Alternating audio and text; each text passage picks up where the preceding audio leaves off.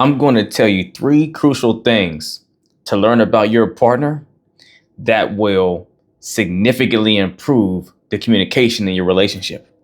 See, the biggest issue, more often than not, when it comes to effective communication with someone else, especially your partner, isn't always the communication skills. It's not always, the tools or the approach or all the ways of speaking and all that stuff, right? That plays a huge role, right? Completely a huge role.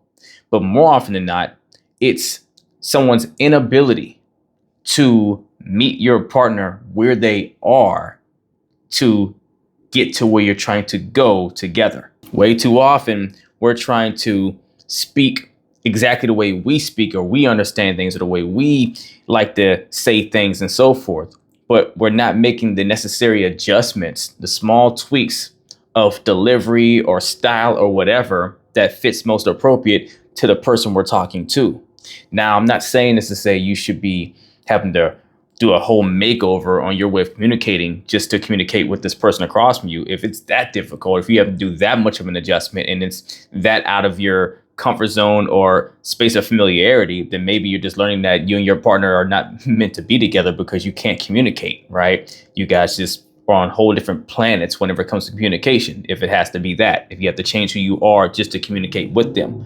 But oftentimes, we put very little to zero effort into adjusting our approach at all, especially whenever it comes down to conversations that are really important, right? What we call is crucial conversations, conversations where your emotions maybe are running a little bit higher or you're passionate about whatever the thing is you guys are talking about. Those are the times where this is needed most. And we tend to drop the ball the most because that's when we kind of go into our reflex of how we communicate, right? Whenever your emotions are being tapped on and you're feeling, really triggered or something like that, or your heart's really into what you're saying, oftentimes you get lost in the passion of that emotion and you're not as aware of the delivery. And usually you're delivering on your autopilot, whatever's already been programmed into you, the way you typically communicate, how you communicated for years, right? Your habits, your habitual system kicks in and does the work for you because your focus, your conscious is really heavily focused on the passion of, right? And what you're talking about and your mind is seeing things image wise in front of your eyes while you're saying it and you're really just lost in the mix of that emotion to where if you have not built the consistency and the habit and the awareness to check how you're delivering it, right, then your way of communicating could actually wind up sabotaging the results you're trying to get in that relationship if you're not making sure that way you communicate is tailored to the person across from you. I mean, how often is it that you have gone to have this really heartfelt, pouring your whole heart out to your partner and really trying to communicate something to them, almost like you were trying to take that message and pull it out of your body and put it into theirs so they can really feel and understand exactly what you meant and really get it, see it through your eyes, through your lenses, right? And you thought you did a great job of that. Maybe the conversation went decently, or maybe it didn't. Maybe it fell apart. Maybe it blew up and you're just like, what? I was just trying to express myself or really, land the plane on what I'm thinking here. And they went a whole different direction or they got heavily offended or whatever. So it makes you feel more like they're more concerned about their situation, their issue, than all this heartfelt pouring out and expressing yourself you were trying to do. So it made you feel like you weren't seen or heard at all, right? Or you have the other scenario to where you do all this and they're doing the head nods and they're saying things that makes you feel like, oh wow, they're getting it. They're really following what I'm saying. And then the same issue repeats itself, right? Or the same situation or occurrence happens again, and you're confused as to why they're doing this thing again when you could have sworn you communicated exactly where you were at with something or how you felt about something and that you guys are on the same page about them no longer doing said thing that was going to put you in a position to feel a certain way. Now, I'm sure majority of us experiences the first option, right? Or the first scenario where you are trying to communicate and express yourself, but then your partner becomes, offended or defensive about what you're expressing. And then now they're talking about their thing. And now you're both just throwing back and forth at each other your things, right? The stuff you're trying to be heard about, right? To where no one's actually listening, right? So that's the one I'm going to address these 3 crucial things to learn about your partner when first. But before I get into those, I just want to say really fast, when it comes to you feeling like you communicated yourself really well, your partner seems like they heard you, but then they're still repeating the same things, that's just a sign of you not making sure what you said to them was processed and understood in the way you wanted it to be delivered, right? Now, it's in their courts to where they should be trying to actively listen to you and ask questions or repeat back what they heard to confirm that they got it right or they're on the same understanding with you. But on your end, what you can do to make sure that they are not on a different page than you thought they were is to ask questions after you speak, right? Ask them, hey, what did you hear in there? What did that mean to you when I said that, right? Like, what did you take away from that? Just to make sure that whatever they say back to you matches or at least is in the right boat of what you were trying to convey. So I just wanted to say that. But the very first crucial thing you need to learn about your partner so that a conversation that can be very productive doesn't turn into a catastrophe or a blow up is their language triggers. Certain words, tones, or even phrases can evoke strong emotional reactions, positive or negative, depending on your partner's past experiences or personal sensitivities. And you're going to do this best by taking notice to what kind of words calms them, energizes them, or even pushes their buttons, and adjust your phrasing accordingly, right? Now, I want to say this, right? That doesn't mean, like I said earlier, that you need to start walking on eggshells and there's this whole laundry list of words you can use. If it gets to be that point, then your partner has some work to do on not being so easily triggered, right? But over time, the more you raise your awareness and you're cueing in to look out for how they're responding, what kind of emotions are being evoked by certain words or certain terminologies, it helps you to be more impactful with adjusting to find different phrases, different words that say the same thing that aren't as triggering for your partner if it's in a negative light. Now, just as much as we're saying that, notice the things you may say are words that actually triggers or cues a more positive emotional response from your partner.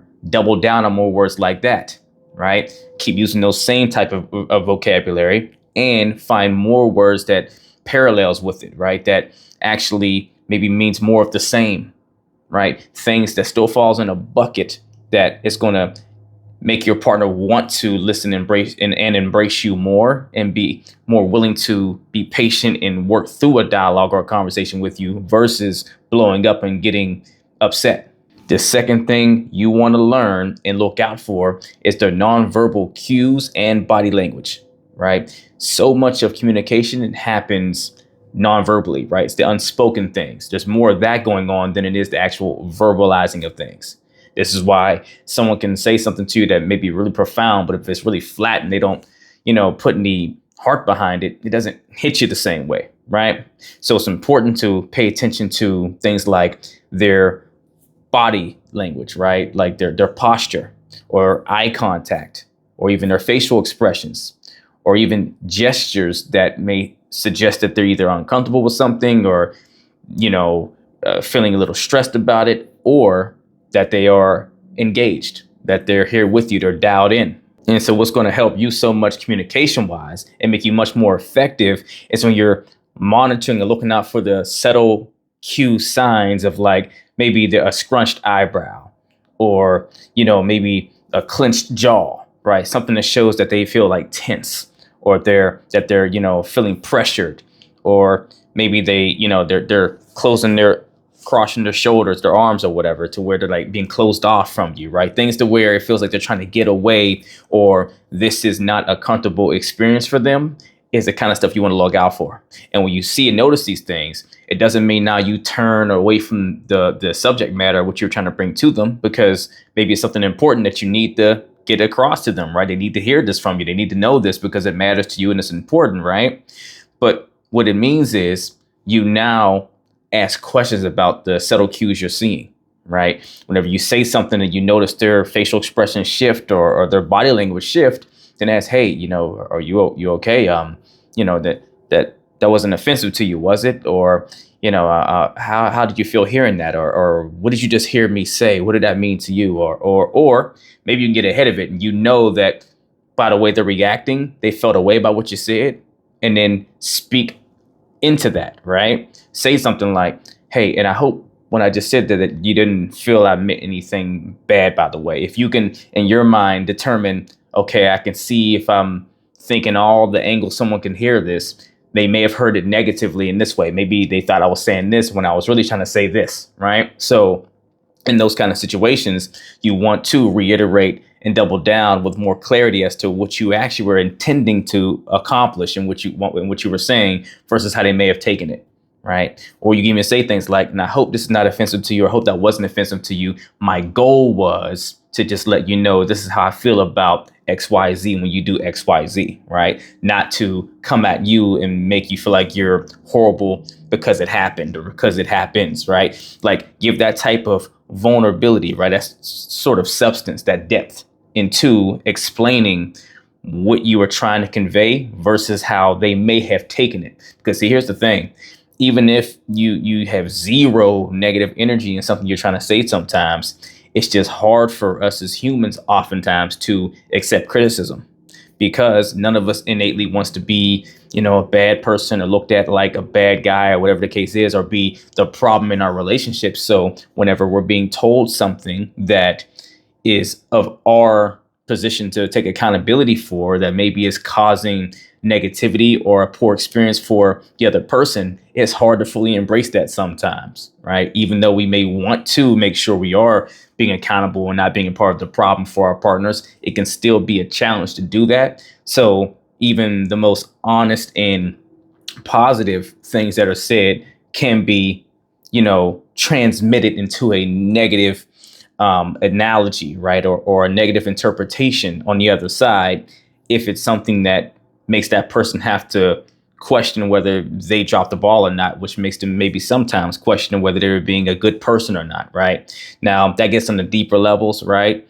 And people don't always have to go that far with it, but oftentimes it does trigger a reaction sometimes to get defensive or what have you. So if you just notice these subtle signs from your partner, ask better questions around it, right? Ask that made them uncomfortable or why it did. And so they can tell you, so you can clear it up. Oh yeah. Oh, I can see how you felt that way. Well, no, my goal was this. This is what I was actually trying to say. I wasn't trying to make you out to be a bad guy. And third, last, but definitely not least, is learn your partner's processing style.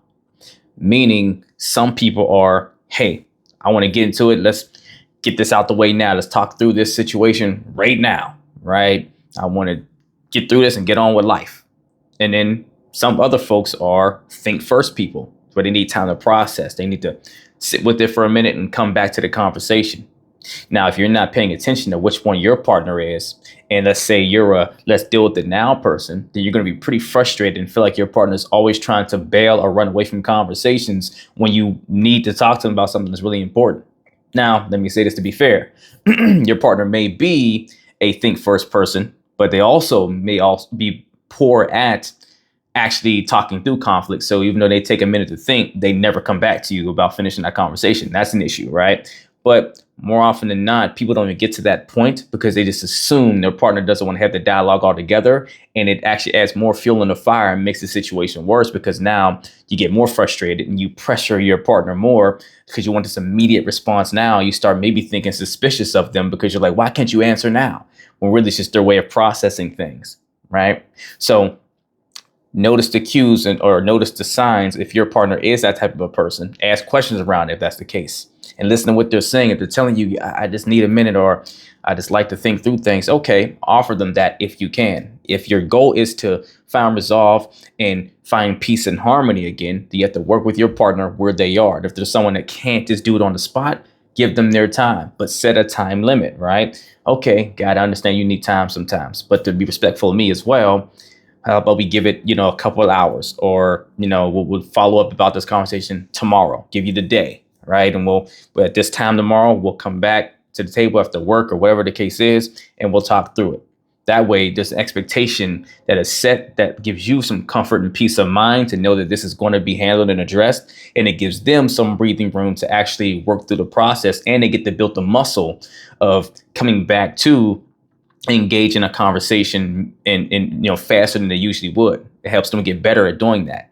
And just like vice versa, if you're someone that does need time to think, right, and your partner wants to have the conversation now, maybe something came to your mind and you said it to them on the spot because you felt the way about it, but you still wanted to think through everything else that goes in the process, and they're coming to press you all the time about it, right? You can tell that they're a think now person, right? They're a let me do it now, right? I'm gonna talk through it with you right now. I don't want to wait and everything else. So I guess a better example would be if they came to you and they're the type of person and you're one that needs time to think, then understand that there's someone, your partner, likes to talk through things now, right? And so put your best foot forward towards trying to engage in that conversation completely in that moment. But what you say for your sake as well is, hey, I usually need time to think through these type of things. It's hard for me to just give you the response you want back because I need to process it and sit with it for a while. But for your sake, I know how you like to talk through things immediately. I'm willing to sit and try at the moment. But forgive me, and you have to give me some grace if I'm not able to give you some of the answers you're looking for in the moment because I need time to think through it more. So we can talk about it now. It's best to my ability that I can.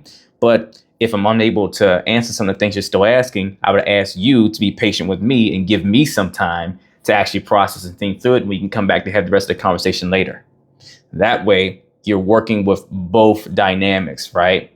Both sides are being empathetic and giving grace to the other side for the way that they communicate.